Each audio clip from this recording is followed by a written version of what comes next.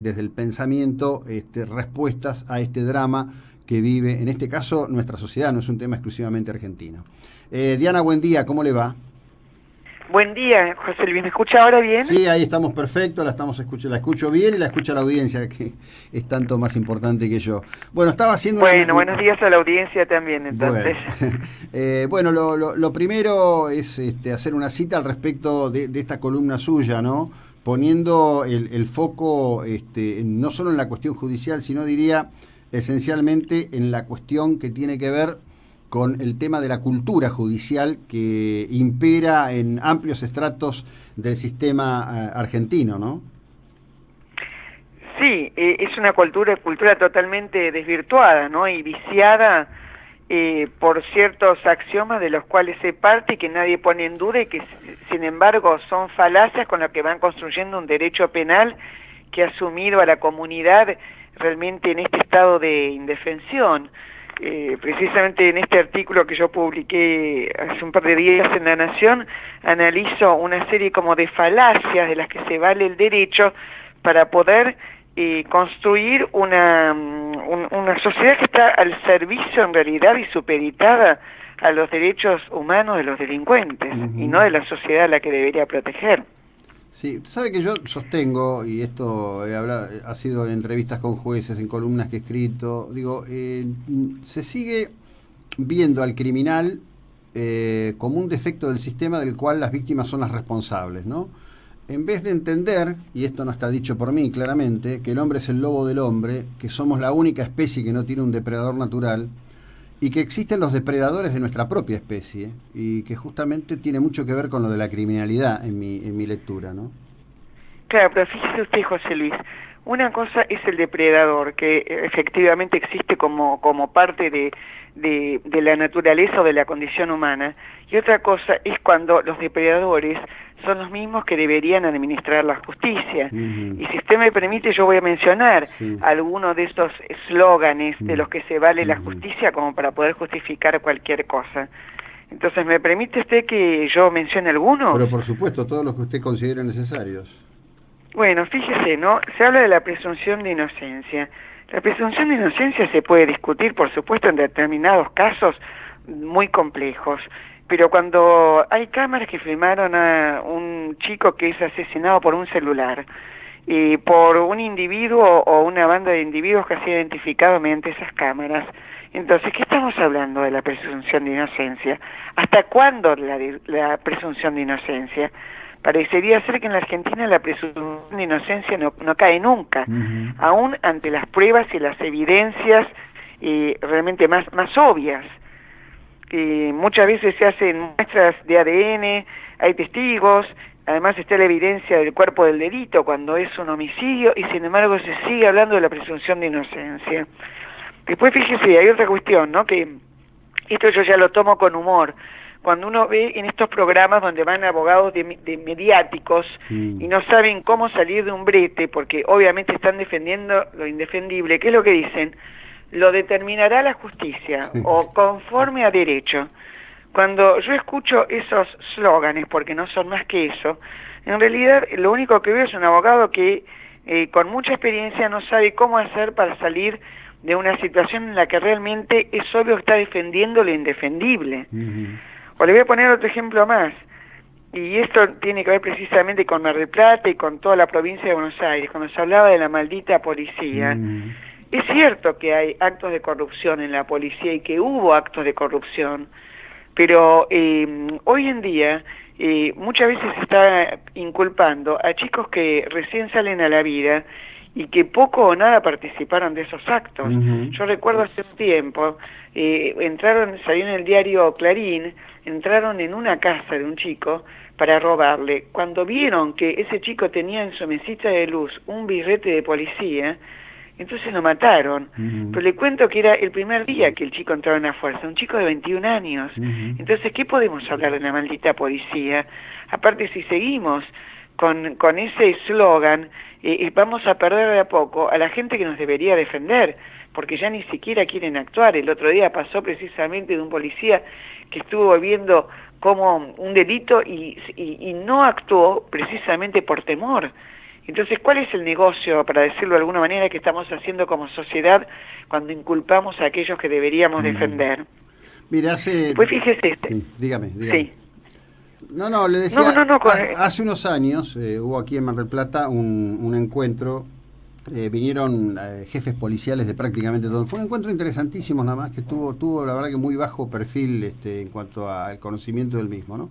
Y tuve la oportunidad de conversar con dos integrantes de la policía de Nueva York, de la NYPD, uno de ellos hijo de argentinos, es decir, primera generación de estadounidense, y el otro un boricua, ¿no? Un puertorriqueño. Hablamos un rato largo. En ese momento se había dado, porque hay momentos, hay como rachas, donde habían sido asesinados creo que 8 o 9 policías en menos de 2 meses.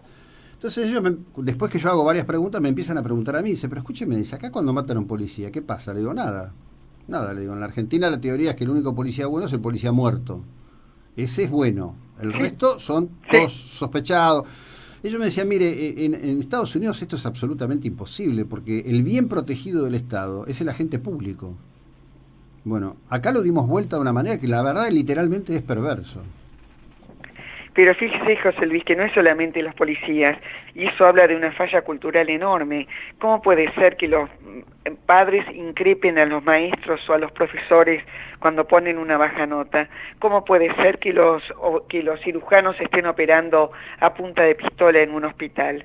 Entonces parecería ser que lo que en otros tiempos o en otras sociedades sostienen una comunidad, como es el médico, el policía, el maestro, acá son agredidos. Es un orden invertido, es un orden perverso. Entonces, fíjese que esa misma inversión se da en otro de los eslóganes que yo menciono, cuando se dice, los únicos detenidos son los pobres. Es cierto que los de cuello blanco o estos grandes funcionarios que están en este momento transitoriamente presos pueden estarlo en prisiones VIP. Estamos de acuerdo con eso.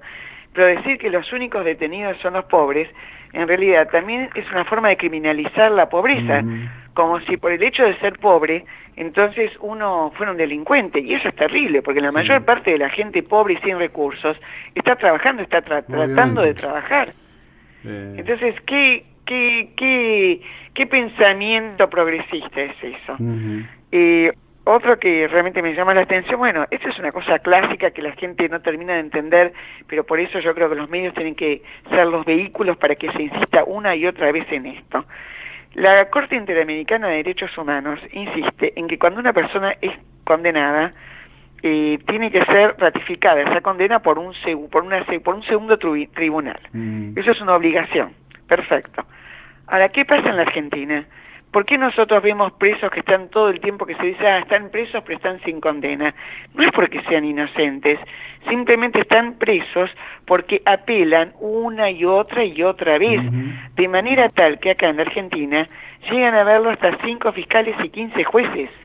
Entonces, por eso los juicios no terminan más. Por eso tenemos procesos de 15 años.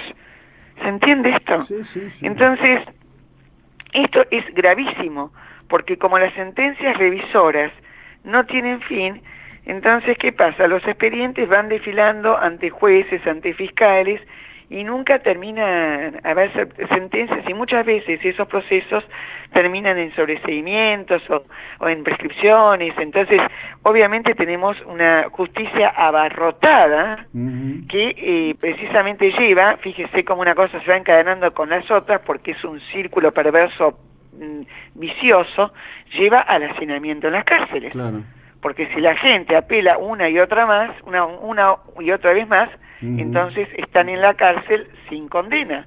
Pero una vez más no significa que sean inocentes, significa que caen, incluso muchos de los que no están ahí y que deberían estarlo, forman parte de aquellos 97 delitos en la Argentina que de cada 100 no se investigan, porque también piense eso, que solo 3 llegan a estar procesados, solamente 3 de los autores de 100 delitos son procesados y solamente 1 llega a sentencia.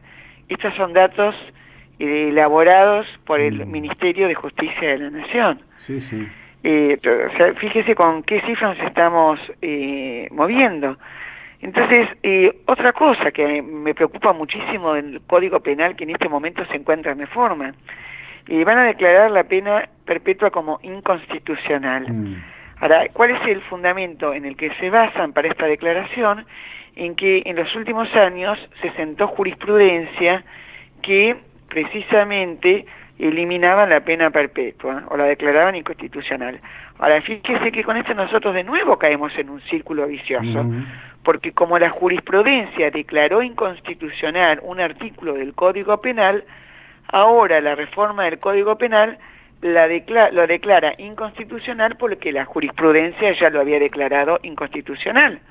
¿Se entiende esto? Sí, sí, sí. O sea, la jurisprudencia declara inconstitucional un artículo, entonces la reforma declara inconstitucional porque la jurisprudencia ya lo declaró. Claro. Entonces, eso es un círculo. Después, a mí me llama la atención, yo sé que voy a decir una cosa políticamente discutible, ¿no? Pero nosotros vemos que hay, bueno, que jueguen al rugby, vaya y pase, que hagan yoga, vaya y pase, pero que estudien derecho en la cárcel, para que salga un preyeso en este momento, que fue el asesino de cabezas, y esté atendiendo a otros presos. Preyeso no es el único. Obviamente, todos los que estudian derecho en la cárcel salen y atienden a otros delincuentes, y obviamente transmiten todas las mañas que no solamente aprendieron en el derecho, sino también en la práctica de estar en una cárcel. Entonces yo creo que la Argentina es uno de los pocos países del mundo donde se estudia derecho en una cárcel. Después otra cosa más, cuando se habla, bueno, lo ordena la Corte Interamericana de Derechos Humanos o lo que fuere. Fíjese que esto también es muy grave, porque si bien la Argentina en su momento, por razones que en este momento no vamos a revisar, porque bueno, tenían sentido cuando se adhirieron a todos los cuando el gobierno de Alfonsín adhirió a todos los pactos de una manera irrestricta, y fuimos los campeones de los derechos humanos, entonces ahí puede ser que tuviera algún sentido. Pero, ¿qué es lo que está pasando? Dentro de la propia normativa internacional, se prevé como instrumento jurídico la revocación de una determinada adhesión o de un artículo bajo un principio general de derecho y las obligaciones que resumidamente dicen que que un tratado es obligatorio siempre y cuando las condiciones que propiciaron ese tratado no se hubiesen alterado sustantivamente. Entonces, la realidad es que una es la Argentina de hace 40 años y otra es la Argentina de hoy. Yo lo que he estado leyendo una cifra, que la población en los últimos años aumentó, creo que un 10%, no recuerdo exactamente, pero el delito aumentó 10 veces. Es decir, si antes había 10 delitos, hoy tenemos 100. Entonces, no podemos estar adhiriéndonos a artículos de convenciones internacionales que, por otro lado, cuando se aplican, se olvida otro de esos artículos, que es un artículo fundamental, que es el artículo 4, que dice, del Pacto de San José con Costa Rica, que dice que toda persona tiene derecho a que se respete su vida, y este derecho está protegido por la ley, y que nadie puede ser privado de la vida arbitrariamente. Entonces, ¿qué es lo que está pasando? Un chico de 15 años, 20 años es asesinado porque lleva empanadas, y al otro día su asesino, que está probado con cámaras y con testigos y con ADN, está suelto por el principio de inocencia. Entonces, ¿qué pasa? Se está faltando este artículo 4, donde precisamente se ordena que toda persona tiene derecho a que se respete su vida. Entonces, fíjese que otro más, ¿no? En el derecho no rige la matemática. En otros países, por ejemplo en España, en Estados Unidos, cuando una persona comete más de un delito, esos delitos se acumulan. Acá en la Argentina se hace descuento por mayorista. Es decir, si usted comete muchos delitos, cada vez tiene menos pena en relación a cada uno de ellos, porque las penas son acumulativas. Entonces 2 más 2 no son igual a 4.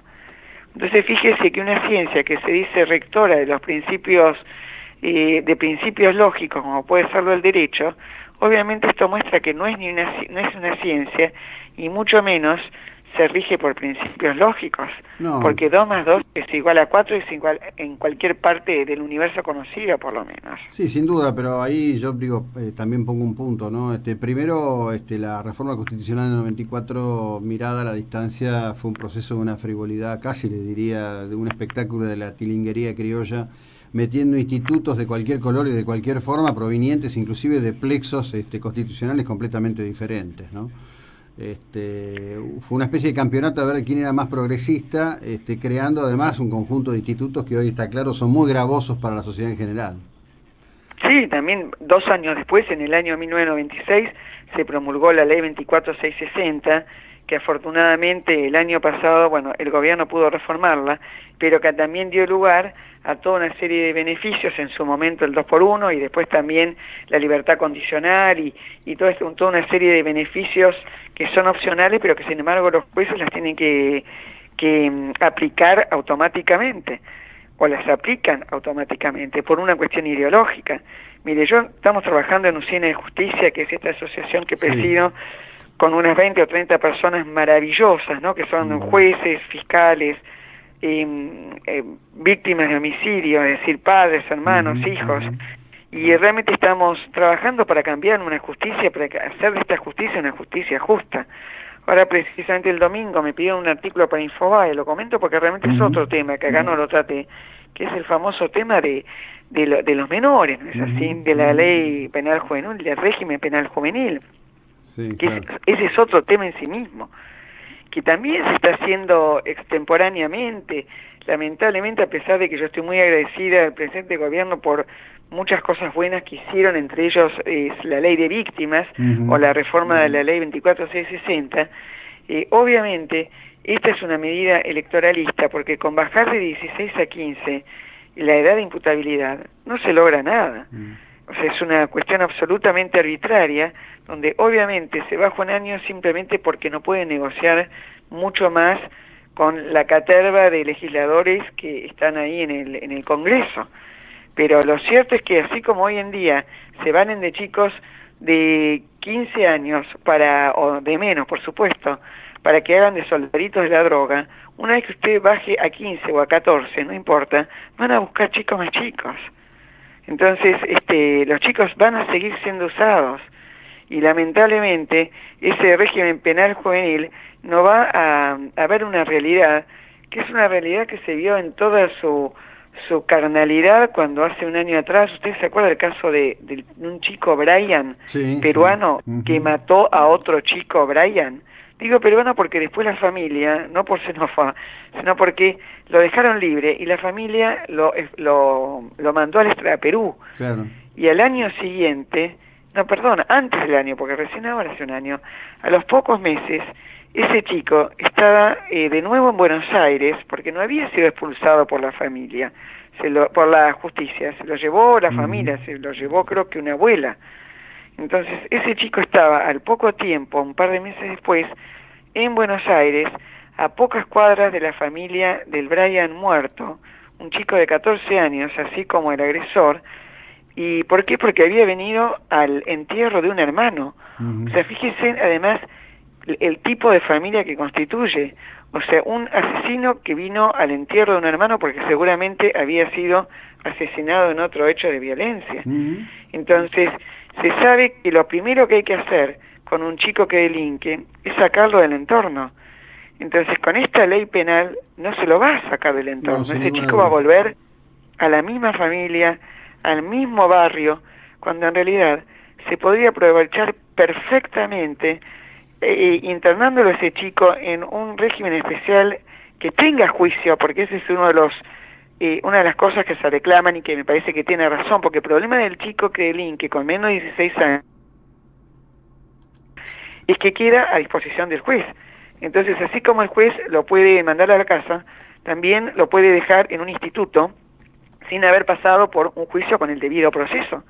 Entonces ese chico tiene que pasar por un juicio, pero una vez que pasó por el juicio, hasta los 18 años, tiene que ser internado para poder ser alejado de la familia, para poder ser alejado del entorno de los amigos, para poder ser desintoxicado en caso de que este chico sea un adicto a las drogas, para poder recibir y completar sus estudios primarios o secundarios, para poder aprender un oficio. O sea, fíjese todo lo que se podría hacer con un chico que delinquió en casos gravísimos. Estoy hablando en casos de muerte, donde hay una familia, donde hay víctimas a las que se les debe dar respuesta. Bien, si son delitos claro, no, digo que si son delitos menores, bueno, claro, obviamente no hace falta eso. Pero le voy a cerrar esta conversación con algo que en todo caso después me voy a ocupar de que reciba la información, porque me parece que podría ser un interesante caso para Usina de Justicia en este predicamento que usted señala.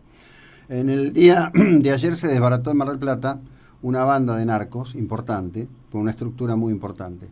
Los detenidos son abuelo, papá e hijos o nietos. 3 generaciones que vienen, digamos, construyendo un universo delictual en Mar del Plata, el abuelo y los papás con muchas entradas, y ahora ya los hijos incorporados al sistema delictual. Esto tiene que ver con lo que usted decía. Por supuesto. Pero usted se acuerda cuando antes, por ejemplo, antes los cargos y los trabajos también eran legados de generación en generación. Si uno tenía un abuelo que era bancario, entonces el hijo entraba en el banco y el nieto también. Hoy en día, como tenemos generaciones de desocupados, de gente que nunca trabajó y que delinquió, obviamente eso se va heredando. Y le voy a poner otro caso más patético, el famoso caso tristemente célebre, que no entiendo cómo le siguen dando prensa, de esta chica Nair que mató a Fernando Pastoriza, donde otro joven fue a visitar a la abuela que estaba presa en una cárcel de mujeres por droga, y resulta que él también estaba preso, el padre preso, y resulta que ahora le van a favorecer los encuentros. Se lo digo ya, la chica queda embarazada y al poco tiempo va a la casa precisamente por ser madre, y el chico ya está fuera, pero seguramente si llega a entrar de nuevo en la cárcel también va a ser beneficiado con una domiciliaria porque es padre. Claro. Entonces es el sistema que está absolutamente perverso.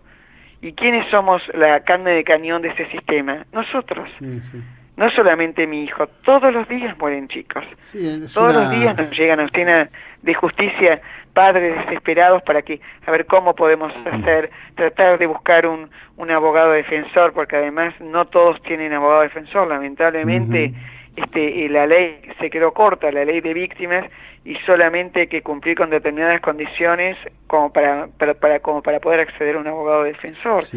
Entonces mientras que la persona que mató tiene un abogado defensor de primer nivel desde el primer momento que es llevado a una comisaría. Y bueno, ahí viene otro tema que es algún día habrá que investigar la enorme cantidad de recursos que genera el crimen. Diana, le deseo un gran 2019, me quedo atento esperando su próximo artículo en Infobae. Gracias por la ilustración y el tiempo que nos ha dedicado, muy amable. No, gracias a usted, un abrazo. Hasta luego, un abrazo. Diana Cohen-Agre, filósofa, líder de este ámbito que se llama Usina de Justicia. Estamos hablando de algo que nos impacta a todos, que nos preocupa a todos. No importa cuánto esté el dólar, cuando hay encuestas, la inseguridad siempre está en el centro de la escena del pensamiento de los argentinos. Ya continuamos.